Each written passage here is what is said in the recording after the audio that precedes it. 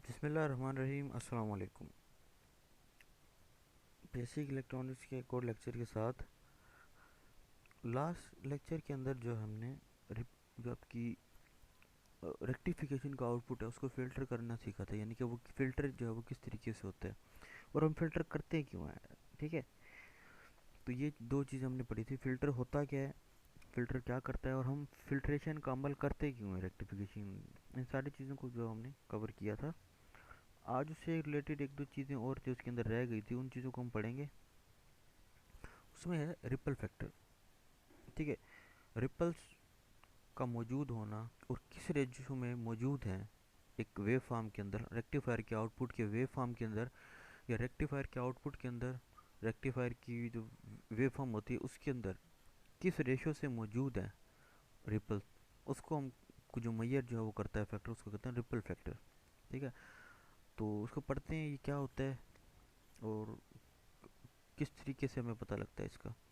Output voltage या load load current या output voltage of rectifier consist of two components. Output voltage है जो वो दो कंपोनेंट के ऊपर मौजूद होता है, यानी कि जब रेक्टिफायर का जो आउटपुट है वो दो कंपोनेंट होते हैं, उसके अंदर एक के अंदर एसी कंपोनेंट और दूसरा डीसी कंपोनेंट। हमें चाहिए होते हैं एसी डीसी, प्योर डीसी। ठीक है, एसी कंपोनेंट अगर मौजूद है किसी आउटपुट के अंदर तो इसका मतलब है उसके अंदर रिपल्स जो है वो मौजूद है। ठीक है ना, एसी अगर मौजूद है हमारी वेव फॉर्म जो है वो, हमारी डीसी की वेव फॉर्म जो है वो स्ट्रेट होनी चाहिए। लेकिन अगर उसके अंदर इस तरीके से भी अगर वेव आउट, अव्वल तो हमें रेक्टिफायर का जो आउटपुट है वो इस तरीके से मिलता है। आफ्टर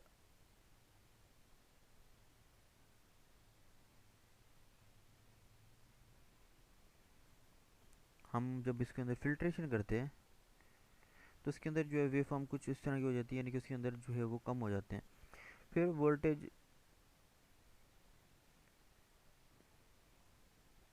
रेगुलेटर की जो आईसी लगाते हैं वो एक कांस्टेंट आपको जो है वो आउटपुट जो है वो प्रोवाइड करती है। लेकिन अगर इन दोनों में से अगर कोई चीज़ हमारे पास मौजूद है तो इसका मतलब है इसके अंदर रिपल्स हैं, और रिपल्स का मतलब है कि इसके अंदर एसी के अंदर जो है वो जो है कंपोनेंट जो है वो उसके अंदर मौजूद है।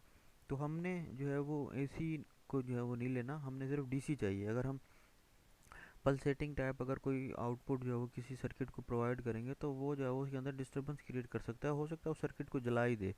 क्योंकि एक चीज़ अगर जो है लेट सपोज एक चीज़ है जो चलती ही जो है वो एक मोटर मोटर जैसे कह लो मोटरसाइकिल है।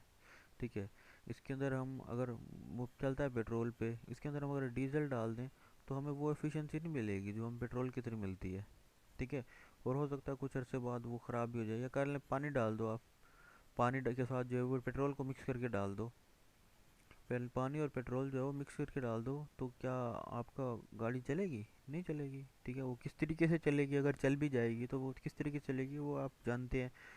तो हमें सिर्फ एसी कंपोनेंट जो है वो उसको रिमूव करना है हमें चाहिए, क्योंकि DC the ripples are undesirable and account for the pulsating the rectifier output, यानी कि एक रेक्टिफायर के आउटपुट के लिए ये एक अनडिजायरेबल जो है वो चीज़ है, क्योंकि हमें रेक्टिफायर के लिए आउटपुट है उसके चाहिए हमें डीसी।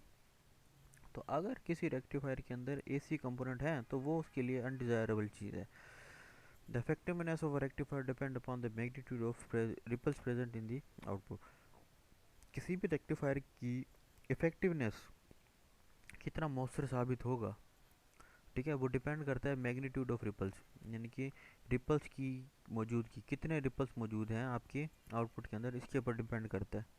ठीक है, smaller the ripples more effective will be rectifier. तो इसका मतलब क्या है कि जितनी कम रिपल्स होंगी उतना ही ज़्यादा इफेक्टिव आउटपुट होगा रेक्टिफायर का। ज़ाहिर बात है हमें चाहिए प्योर डीसी। डीसी जो है वो स्ट्रेट लाइन है, अगर उस स्ट्रेट के अंदर लाइन के अंदर अगर कोई टेढ़ी मेढ़ी लाइन आ जाती है तो इसके अंदर मतलब है कि एसी का कंपोनेंट मौजूद है, वो फिल्ट्रेशन जो है वो उसकी सही से नहीं हुई। तो जो रिपल फैक्टर है हम एसी हाफ वेव और फुल वेव रेक्टिफायर का वो इस इक्वेशन से फाइंड करते हैं। Omega is equal to omega आता है ripple factor is equal under root I R M S upon I D C whole square -1। ये -1 जो है इस रूट से बाहर है। आई आर एम एस कौन सा होता है? ये करंट है, AC current. I R M S की जो एसी करंट होता है उसको कहते हैं। और एवरेज या ओवर है, ये ऑफ नहीं है,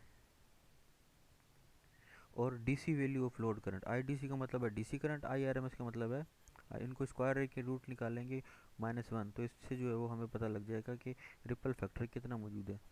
the above equation will be used to find the ripple factor for the half and full wave rectifier. Half और फुल वेव रेक्टिफायर के अंदर जो रिपल फैक्टर है उसको फाइंड करने के लिए हमें इस इक्वेशन को इस्तेमाल करते हैं। ठीक है, ये था आपका रिपल फैक्टर। तो यानी कि सिंपल जो है अल्फाज में अगर हम बात करें कि हम रिपल्स की मौजूदगी फाइंड करते हैं इस किसी भी रेक्टिफायर के आउटपुट के अंदर। जितनी कम रेक्टिफायर की आउट यानी कि आपकी जितनी कम जो है वो रिपल्स मौजूद होंगी उतना ही ज़्यादा इफेक्टिव होगा आपका रेक्टिफायर का आउटपुट। तो हमें जो है ना रिपल्स जो हैं वो उसको ख़त्म करनी होती हैं अपने रेक्टिफायर के आउटपुट के अंदर से। ठीक है, नेक्स्ट जो टॉपिक है वो आपका है use of diode as a switch, यानी कि हम डायोड को एज अ स्विच किस तरीके से इस्तेमाल कर सकते हैं। डायोड का मैंने आपको पहले भी बताया था कि आप का जो डायोड है वो सिर्फ दो तरीके से काम करता है। यानी कि अगर हम बात करें, ये एनोड है और ये कैथोड है। अगर यहाँ पे हम पॉजिटिव अटैच करते हैं और यहाँ पे नेगेटिव अटैच करते हैं तो यह फॉरवर्ड ब्यास, और यहाँ पे नेगेटिव और यहाँ पे पॉजिटिव अटैच कर देते हैं तो ये बनता है रिवर्स ब्यास। फॉरवर्ड ब्यास में कंडक्शन होती है और रिवर्स ब्यास में कंडक्शन नहीं होती। ठीक है, तो हमें जो है वो फॉरवर्ड ब्यास में तो करंट जो है वो पास कर जाता है, लेकिन रिवर्स ब्यास के अंदर जो है वो करंट पास नहीं करता। हम अगर रिवर्स ब्यास के अंदर जो है वो लगा देंगे तो यानी कि आपका जो है ऐसे समझ लें डायोड ऑफ स्टेट में चला जाएगा। अगर फॉरवर्ड ब्यास में अगर कोई चीज़ लग जाती है तो वो ऑन स्टेट है। ठीक है, इसकी थ्योरी पढ़ लेते हैं क्या कहती है। Diode is a two-terminal PN junction that can be used in various applications. One of the such application in electrical switch की तरह भी इसको इस्तेमाल करते हैं। The PN junction when forward bias act as a close, जब forward bias होता है तो वो एज ए क्लोज सर्किट काम कर रहा होता है। And when reverse bias act as open circuit, वो रिवर्स bias हो जाएगा तो यानी कि ओपन सर्किट काम करने लग जाएगा।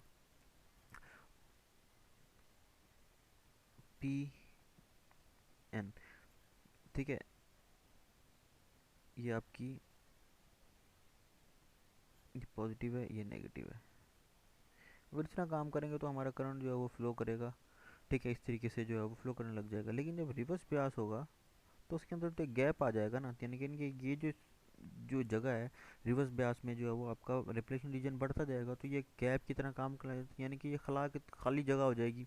यानी कि अब ये सर्किट जो है वो हमारा क्लोज सर्किट काम नहीं कर रहा है, एज एन ओपन सर्किट जो है वो काम हो रहा है।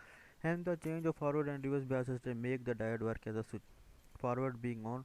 यानी कि अगर हम फॉरवर्ड और रिवर्स ब्यास में अगर इसको लगा देते हैं किसी तरीके से तो ये स्विच की तरह काम करने लग जाएगा। फॉरवर्ड में ऑन स्टेट के लिए काम की तरह काम करेगा और रिवर्स में ऑफ स्टेट।